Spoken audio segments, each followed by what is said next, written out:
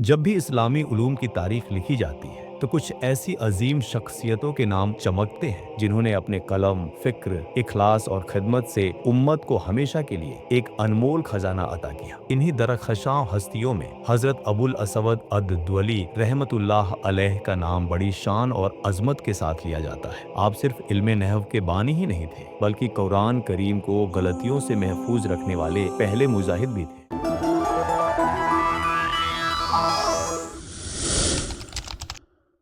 حضرت انس بن مالک رضی اللہ عنہ کے خاندان کے 70 ذلیل القدر افراد ایک ایک کر کے دنیا سے رخصت ہوئے۔ یہ سب علم اور حکمت کے ایسے آفتاب اور مہتاب تھے جن کی بدولت امت میں دین کی روشنی قائم رہی۔ انہی مقدس نفوس میں ایک چمکتا ہوا چراغ حضرت ابوالاسود الدؤلی رحمۃ اللہ علیہ بھی تھے، جو نحو اور لغت کے امام اور شاعری کے میدان کے روشن ستارے تھے۔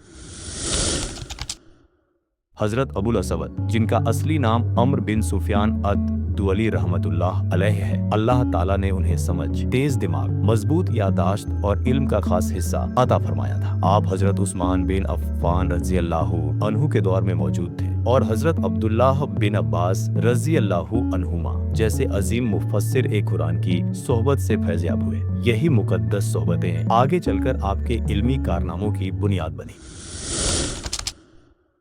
تاریخ کے پنے گواہ ہیں کہ جب نئے مسلمانوں کی وجہ سے قرآن کریم کی تلاوت میں سنگین غلطیاں ہونے لگیں تو سیدنا علی کرم اللہ وجہہ نے حضرت ابوالاسود رحمۃ اللہ علیہ کو حکم دیا کہ ایسا علم وجود میں لایا جائے جو امت کو ہمیشہ کے لیے ان غلطیوں سے بچا سکے۔ آپ نے کچھ بنیادی اصول طے کیے اور جب انہیں سیدنا علی رضی اللہ عنہ کے سامنے پیش کیا تو انہوں نے فرمایا، یہ طریقہ جو تم نے نکالا ہے بہت ہی خوبصورت ہے، اسی لیے اسے علم نحو کہا جائے۔ یہیں سے قرآن کریم میں نقطوں اور اعراب لگانے کا سلسلہ شروع ہوا۔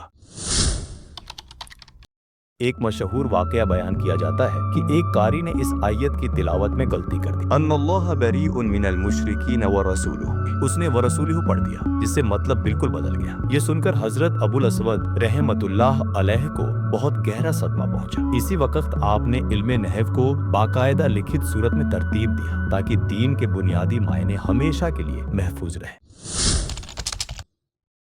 حضرت ابوالاسود رحمۃ اللہ علیہ صرف نحو کے امام ہی نہیں تھے بلکہ شاعری اور ادب میں بھی یکتا روزگار تھے۔ آپ کے اشعار میں سادگی، فصاحت اور بلاغت صاف نظر آتی ہے۔ بڑے بڑے شاعروں اور ادب کے ماہروں نے آپ کے کلام سے فائدہ اٹھایا اور آپ کو ایک معیار کے طور پر پیش کیا۔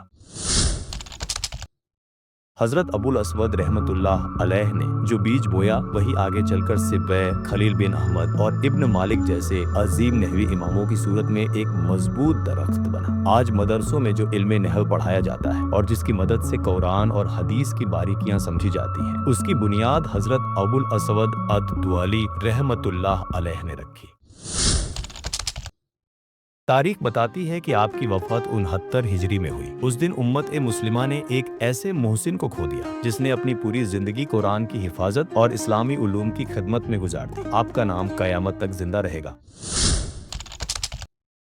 حضرت ابوالاسود الدؤلی رحمۃ اللہ علیہ کی زندگی ہمیں یہ پیغام دیتی ہے کہ دین کی خدمت صرف میدان جنگ میں نہیں بلکہ قلم اور فکر سے بھی ہوتی ہے۔ آپ کا یہ کارنامہ ہر دور کے طالب علم کے لیے ایک روشنی کا مینار ہے۔